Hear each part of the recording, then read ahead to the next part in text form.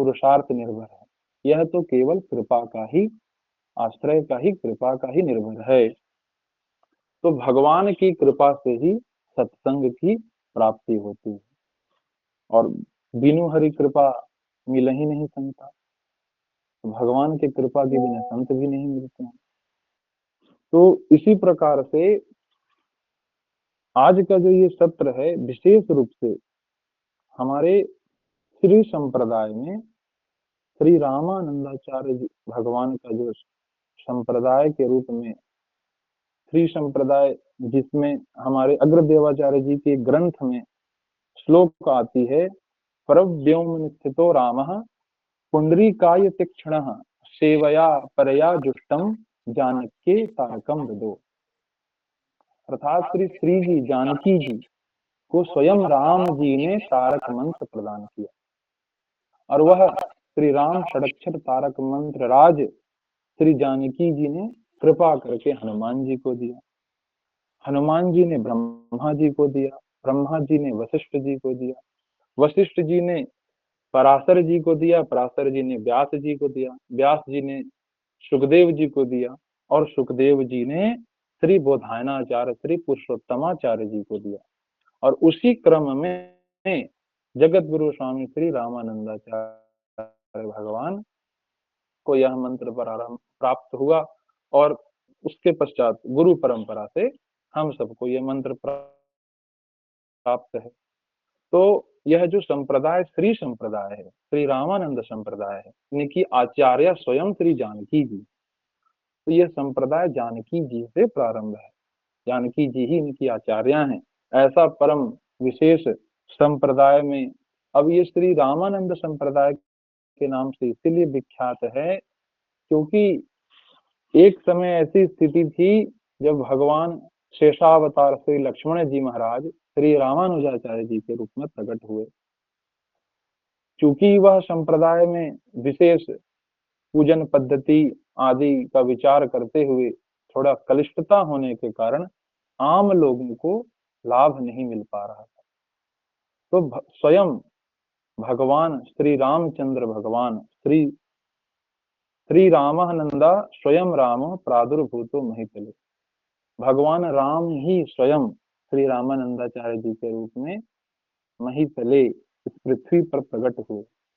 और प्रकट होकर उन्होंने अपने ग्रंथ में क्या लिखा, सर्वे प्रपत्ति अधिकारिणो मता, अर्थात यह संप्रदाय इस चीज का बात को निर्णय लेता है कि समस्त जीव प्रपत्ति का अधिकारी है, सभी जीव शरणागति का अधिकारी है, ना उसमें कोई जाति बाधक है, ना कोई रंग रूप स्वरूप किसी प्रकार का कोई बाधक नहीं है।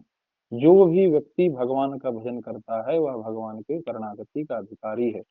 तो इस स्वरूप को स्थापित करने के लिए और राम जन्म के हेतु अनेका जिस प्रकार कहा जाता है, उसी प्रकार आचार्य स्वरूप में जब श्री राम जी प्रकट हो रहे थे तो राम जी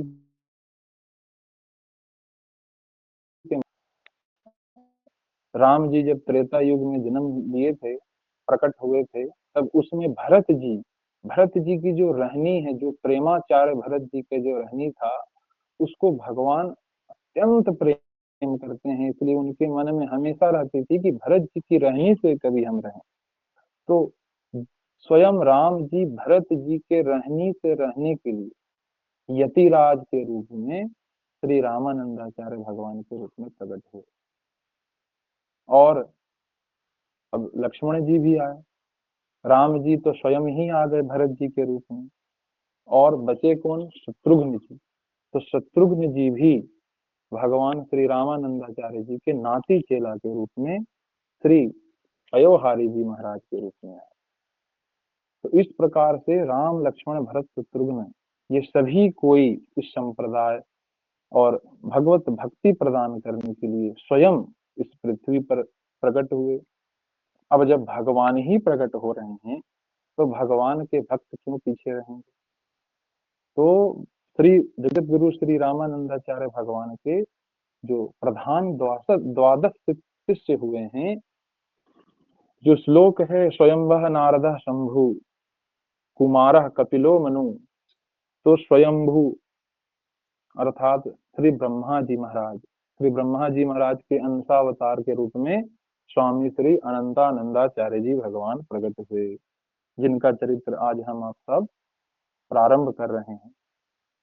इसी क्रम में स्वयंभू नारद अर्थात नारद जी श्री सुरसुरानंदाचार्य जी के रूप में प्रकट हुए।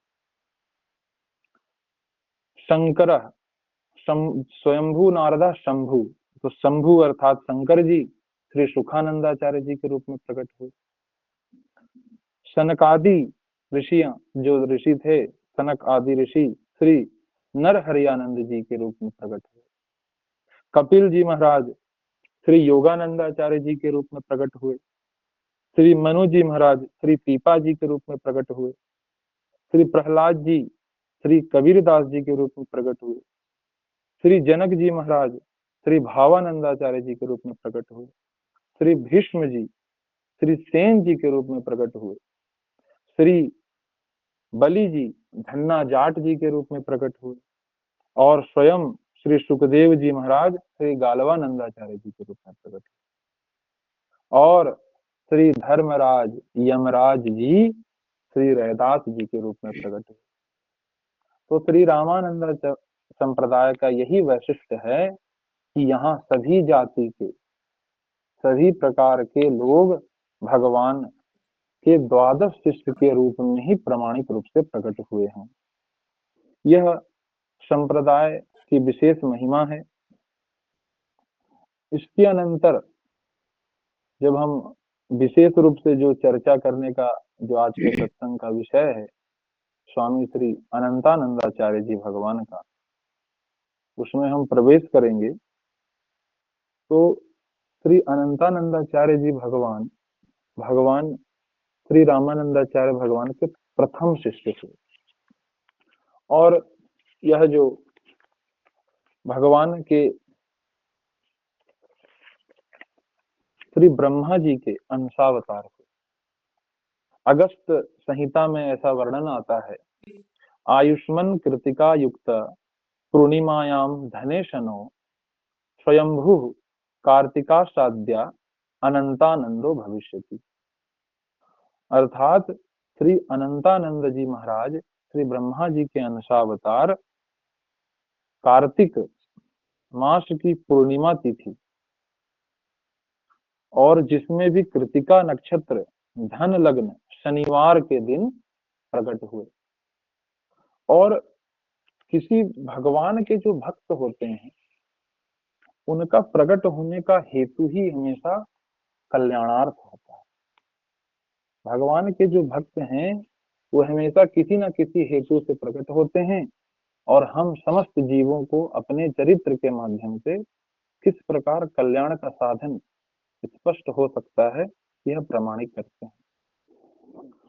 तो हम श्री अनंतानंदाचार्य जी महाराज के चरित्र का अवगाहन करें तो श्री अनंतानंदाचार्य जी भगवान उनका प्रादुर्भाव श्री अयोध्या जी के समीप राम रेखा नदी और जो कि महेशपुर नामक ग्राम में हुआ करता था, वहां पर श्री अनंतानंदाचार्य जी का जन्म हुआ, प्राकट हुआ। उनके पिता पंडित श्री विश्वनाथ मणि त्रिपाठी जी, पवित्र सनाढ़ ब्राह्मण में उनका जन्म था। श्री विश्वनाथ मणि जी त्रिपाठी जी अत्यंत पवित्र ब्राह्मण थे और प्रायः पुण्य कर्मों में धर्म आदि उत्सव आदि के क्रम में वे अयोध्या जी का धाम आदि का निरंतर निवास किया करते थे और इतना जाया करते थे कि बोली चाली में उनका नाम अवधू पंडित पड़ गया था। वो अवध की भूमि पर इतना आवागमन करते थे कि लोग उन्हें अवधू पंडित जी के नाम से जानने लगे थे। और एक बार श्री अवधूत पंडित जी का मन में एक संकल्प हुई और श्री राम रेखा नदी और सरयू जी के नदी के मध्य में उन्होंने एक अनुष्ठान का विचार किया। अवधू पंडित जी के मन में पुत्र की भी कामना थी और उन्होंने वाक सिद्धि के लिए एक अनुष्ठान प्रारंभ किया, जो कि अनुष्ठान 9 वर्ष तक चला। और इसी क्रम से निरंतर अनुष्ठान करते-करते एक समय ऐसा आया जब वाक देवता सरस्वती जी अत्यंत प्रसन्न होकर प्रकट होकर दर्शन दी। श्री अवधू पंडित जी को अत्यंत हर्षित होकर उन्होंने दर्शन दिया और दर्शन को प्राप्त करने पर उन्होंने वरदान दिया कि आप वाक सिद्धि का वरदान उन्होंने प्रदान किया और साथ ही साथ उन्होंने यह भी वरदान दिया कि आपके यहाँ एक पुत्र होंगे और वह भी ब्रह्मा जी के अंशावतार होंगे। तो इस प्रकार से समय बीता और सन विक्रम संवत 1363 में श्री अनंतानंदाचार्य जी महाराज का कार्तिक पूर्णिमा के दिवस में परम मंगल प्राकट्य हुआ। तो इस प्रकार से अनंतानंदाचार्य जी महाराज प्रकट हुए और बचपन में ही कालावशात उनकी माता जी का धाम गमन हो गया और कुछ दिवस पश्चात उनके पिताजी का भी धाम गमन हो गया। तो यह बिल्कुल गोस्वामी श्री तुलसीदास जी महाराज जी के ही जैसा घटना इनके साथ घटा। प्रारंभ के बाल काल में ही इनके माता पिता का धाम गमन हो गया। इसके पश्चात इनका जो जीवन बीता वो वहां के ग्वाल बालों के ही मध्य में बीता। वहां के ग्वाल बाल के साथ ये खेलते थे, बढ़ते थे, तो इनका नाम छन्नू लाल कह के प्रचलित हो गया। अब यह छन्नू लाल के नाम से प्रचलित होने पर उनके ही साथ घुमा करते थे, गाय बछड़ों के साथ घूमते थे, चराते थे और भगवान की कृपा से देखिए कि इन्हें बचपन से गौ भक्ति प्राप्त। हमारे महाराज जी कहते हैं कि इस भजन के सर्वश्रेष्ठ साधन में यदि आपसे भजन, क्योंकि भजन का जो साधन है यह उत्तम से उत्तम साधन करने पर ही लाभ प्राप्त होती है, क्योंकि हम जितना विधि के विषय में जानते हैं उतना निषेध के विषय में भी जानना आवश्यक होता है। प्रायः हम अनेक विधि बटोर लेते हैं अपने जीवन में, लेकिन निषेध का ध्यान नहीं रख पाते हैं तो हमें लाभ प्राप्त नहीं होती। जैसे अभी वर्तमान में भी आप देखेंगे कि जितने अनुष्ठान आदि होते हैं वो सभी अनुष्ठान में गव्य पदार्थ अत्यंत अनिवार्य होता है और जितने भी गव्य पदार्थ अभी बाजार में मिलते हैं तो प्रायः शुद्ध ही होते हैं, क्योंकि लोगों को गाय का ही ज्ञान नहीं। एक घूमता हुआ दूध देने वाला पशु है जो जर्सी गाय के नाम से प्रचलित है। लोग जो नहीं जानते हैं उनको भी गाय कह लेते हैं, लेकिन उन्हें यह ज्ञान नहीं है कि जो भारतीय वेद लक्षणा, जिसकी लक्षण वेद में की गई है, शासनादिमत्तम गौर लक्षणम, जिसके शासना है, कुकुद हैं आदि विचार करके जिसमें गोत्व घटित होता है, ऐसी परम वेद लक्षणा गाय के ही गव्य से, दूध दही घी गोबर गोमूत्र से ही जब हम किसी अनुष्ठान को संपादित करते हैं तो अनुष्ठान का पूर्ण लाभ प्राप्त होता है। और चूंकि हम गौ सेवा के विषय में इसलिए कहना चाहते हैं क्योंकि अभी अनेक प्रकार से हमें लाभ अगर प्राप्त करना है तो गौ सेवा से जुड़ना ही पड़ेगा। गुरुदेव भगवान का भी यह सदा संकल्प रहता है कि आप यदि वैष्णव हैं, भगवान की भक्ति कर रहे हैं, तो जो भगवान की भी आराध्या है उनकी सर्वप्रथम आपको भक्ति करनी पड़ेगी। और गौ सेवा इतना सरल साधन है जिसमें विधि निषेध का भी कोई प्रयोजन नहीं है। आप बड़े आसानी से गौ सेवा में जुड़ सकते हैं। तो हम गौ सेवा के विषय में इसलिए कह रहे थे कि जैसे हम प्रायः जितने चरित्र अध्ययन करते हैं सभी चरित्र में महापुरुष गायों से अवश्य, आप भगवान के, वैष्णवों के अधिकांश चरित्र में देखेंगे कि उनका गायों से विशेष प्रेम नजर आएगा, अथवा उनके जीवन में गाय अवश्य जुड़ी रहती है। तो उसी प्रकार श्री अनंतानंदाचार्य जी महाराज के भी बाल्यकाल में गायों का सानिध्य प्राप्त हुआ, और गायों को चराते चराते खेलते खेलते उनका मन गायों में इतना लग गया कि वह निरंतर नित्य प्रति गायों के साथ गौचारण करने जाया करते थे। और जहां गाय चरती हैं वहां तो गोपाल रहते ही हैं। तो कुछ समय बाद ऐसा घटना घटा कि एक सुंदर मनोहर श्यामल स्वरूप का सुंदर बालक गौचारण करने के लिए नित्य जंगल में आया करता था। श्री अनंतानंदाचार्य भगवान जो छन्नूलाल बालक के रूप में प्रचलित थे, वे गौचारण के समय उन बालक से मिलते थे, उनके संग खेलते थे, छाक आरोपते थे, भोजन आदि करते थे, फिर शाम को अपने घर की ओर लौट जाते थे और वह बालक भी अपने घर की ओर चले जाते थे। कुछ समय बाद उस बालक से इतना प्रेम हो गया, लगाव हो गया कि जो बालक छन्नू लाल थे, उन्हें उनका सानिध्य में ही आनंद आता था। वे शाम होते ही सोचते थे कि नहीं, हमें उसके ही साथ चले जाना चाहिए, हम अपने घर को नहीं लौट पाएंगे, हमें मन नहीं लगता है, निरंतर उन्हीं का सानिध्य प्राप्त करने की इच्छा होती है। तो कुछ दिन बाद उन्होंने उन श्यामल सलोने अति आकर्षक भगवान के स्वरूप में ही जो बालक आते थे, उनसे इन्होंने मित्रता करने की इच्छा जताई। उनका नाम संवरू था, उन्होंने अपना नाम बताया संवरू। और कुछ दिन बाद वह शाम को जब गौचरण करके वापस आते थे, तो उन्होंने अब वापस ना आकर उनके साथ ही जाना पसंद करने लगा। तब जो छन्नू लाल बालक उनके साथ गमन करने लगे, तब उन्होंने उसे अस्वीकार किया कि नहीं नहीं, आप अपने स्थान पर जाओ, हमें अपना घर जाना है। लेकिन उन मित्र का अत्यंत अधिक अनुरोध करने के बाद समरू बालक ने उनका अनुरोध स्वीकार कर लिया और उन्होंने कहा कि आपको यदि मेरे घर जाना है तो आपको अपने आंखों को बंद करना होगा। और जिस प्रकार छन्नू लाल ने अपने आंख बंद किए और बंद करते ही वे समरू भगवान जो साक्षात गोवर्धनधारी गैया चराने वाले भगवान थे, वे पल भर झपकते ही अपने गोवर्धन के तलहटी में पहुंच गए।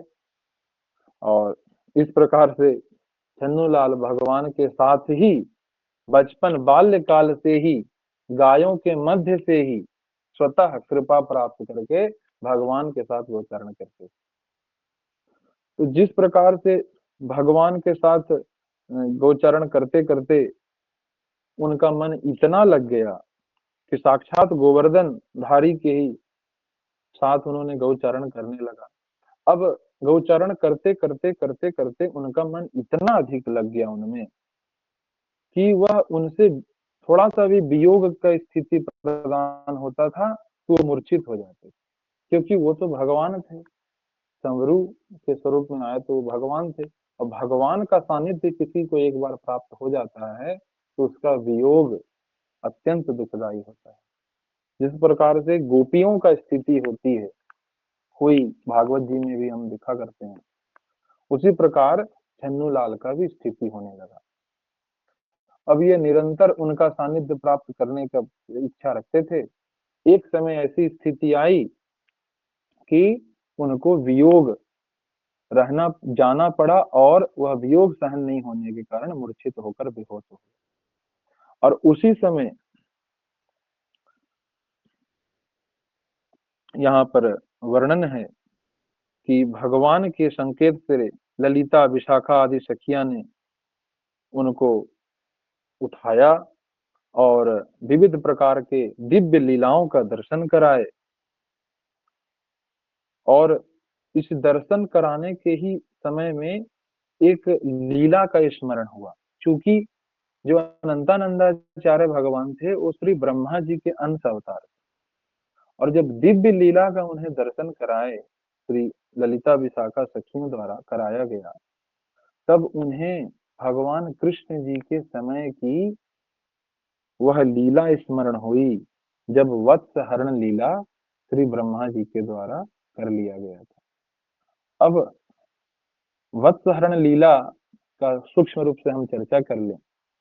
भागवत जी में वर्णन है कि किस प्रकार भगवान अपने गोप ग्वालों के साथ नित्य गौचरण करने जाया करते थे, और जो उनके ही मित्र मंडली में श्री मधुमंगल जी थे, पुरोहितानी पंडितानी जी के ही पुत्र जो उनके मित्र थे, वो एक बार भगवान के गौचारण लीला में जब भगवान मध्य में छाक आरोपते थे, मतलब लंच करते थे, तो उस समय मधुमंगल जी ने अपने घर से एक कढ़ी लेकर आए थे।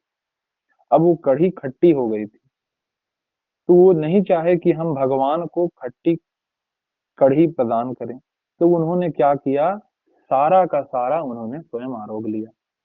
अब उसी क्षण भगवान ने देखा कि अरे मधुमंगल, तुम हमें नहीं प्रदान कर रहे हो, स्वयं पूरा गटक लिए, पूरा पा लिए। आप कैसे मित्र हो जो हमें प्रदान नहीं किए और स्वयं पूरा ले लिए। अब वो तो सच्चाई अलग थी। तो भगवान ने क्या किया कि उसके जो मुखमंडल में कढ़ी लगे हुए थे उसको अपनी जीभ से चाट कर ले लिया। अब कोई व्यक्ति किसी के मुख से चाट कर भोजन ले ले तो यह संसारियों की दृष्टि में अति निंदनीय है। निंदनीय है क्या, वो व्यक्ति स्वीकार ही नहीं कर सकता। अब इस दृश्य को ब्रह्मा जी बहुत दूर से देख रहे थे। ब्रह्मा जी के मन में आ गया कि ये तो ब्रह्म हो ही नहीं सकता। ये ब्रह्म कहाँ हो सकते हैं जिनके एक एक वस्तु को निर्माल्य, एक एक वस्तु को अमनिया करके कितना विचार आदि करके भोग लगाया जाता है, वह भगवान अपने मित्र का मुख से ही प्रसाद भोजन लेंगे। ये तो ब्रह्म हो ही नहीं सकते। तो फिर भी ब्रह्मा जी ने भगवान की परीक्षा ली, और भगवान की परीक्षा लेने के लिए उन्होंने क्या किया, जितने गोप ग्वाल थे, जितने गाय बछड़े थे, सबके सबको हरण करके गायब कर लिया। अब गायब तो कर लिया, लेकिन भगवान तो सब समझ रहे थे कि ब्रह्मा जी की लीला है, ब्रह्मा जी देख रहे हैं। तो ब्रह्मा जी को यह पता लगे बिना ही भगवान स्वयं पूरे के पूरे जैसे ग्वाल बाल थे सबके स्वरूप में परिवर्तित हो गए, जितने गैया बछड़े थे सबके रूप में परिवर्तित हो गए, और एक वर्ष तक भगवान उन्हीं ग्वाल बालों के रूप में स्वयं ही रहे, और उन्हीं गाय बछड़ों के रूप में स्वयं ही रहे। इसलिए गुरुदेव भगवान कहते हैं कि जो ब्रज भूमि है वहां भगवान ने गायों के रूप में अपने मुख से ही चारण किया है पूरा ब्रज को। तो ब्रज का एक एक कण भगवान का अधरामृत है। इसीलिए भगवान ने वर्ष पर्यंत सभी गोप ग्वालों के स्वरूप में और सभी गायों और बछड़ों के स्वरूप में समय व्यतीत किया।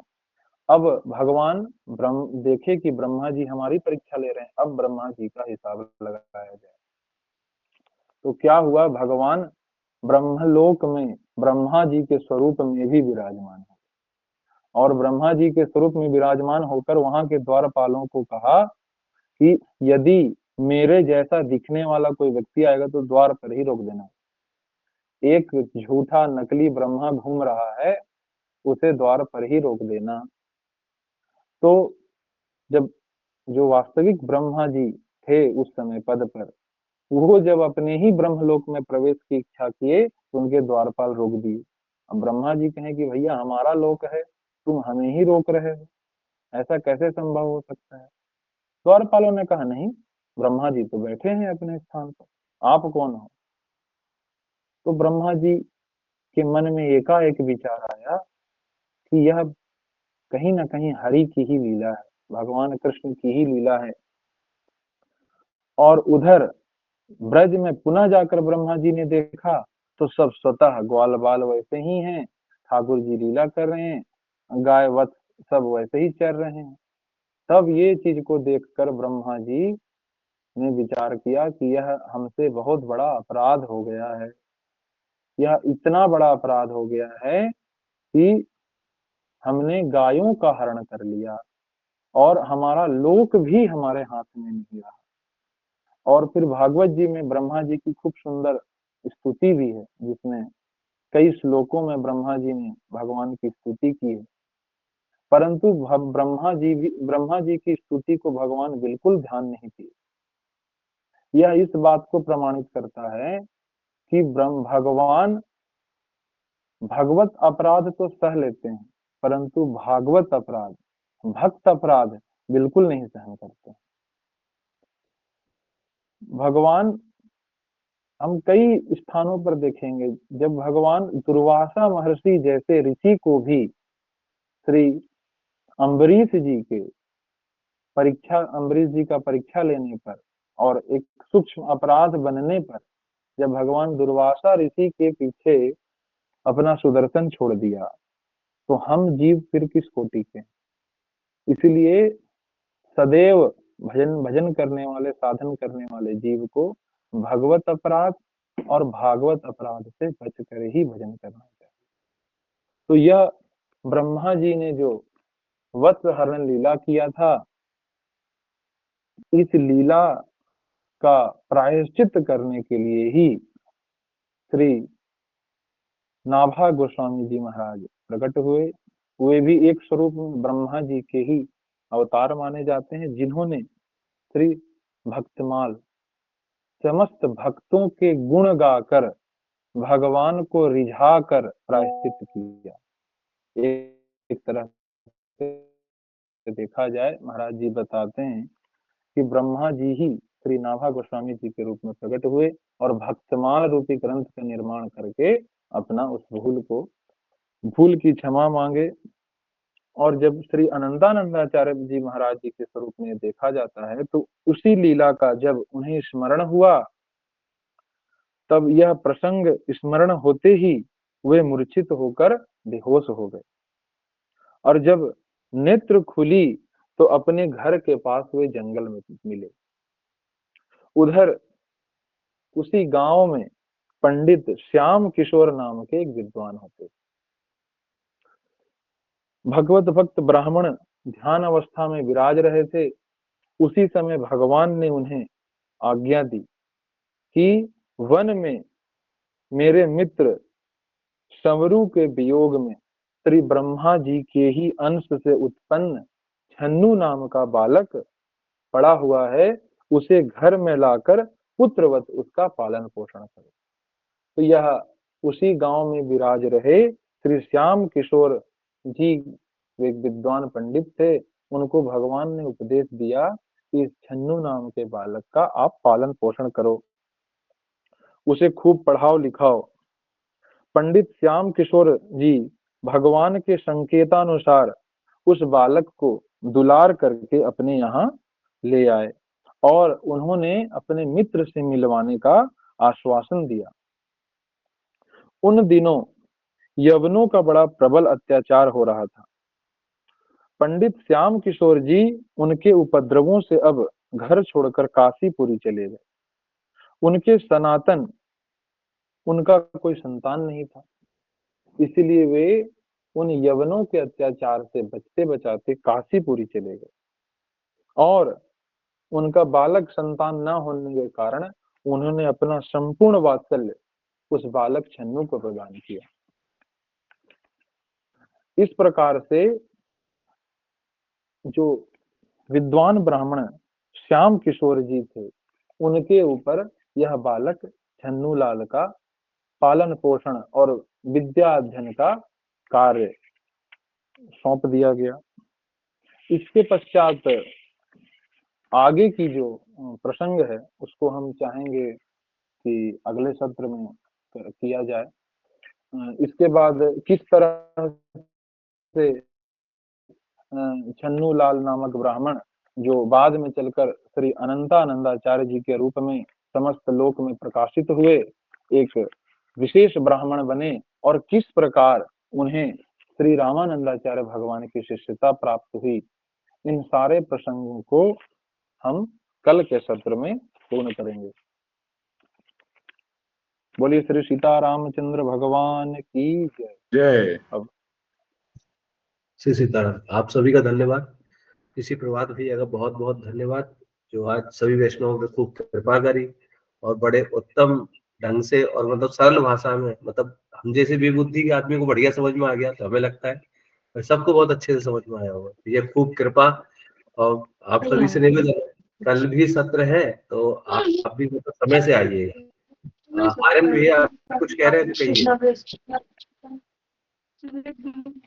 आर्यन जी, अच्छा ठीक है। किसी का कोई क्वेश्चन आंसर आज के डिटेल में कुछ भी कोई प्रश्न तो बताएं।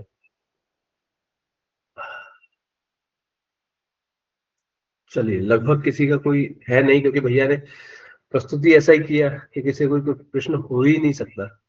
खूब कृपा भैया, खूब खूब धन्यवाद। कल सभी समय से मिलते हैं। श्री सीताराम। सभी को धन्यवाद। श्री सीताराम। श्री श्री सीताराम। सीताराम। महाराज जी को दंडवत प्रणाम। जय हो, जय हो, दंडवत प्रणाम। बहुत अच्छा वक्तव्य दिया महाराज जी आपने। कृपा। ठीक है गौरव गौरव भैया, श्री सीताराम।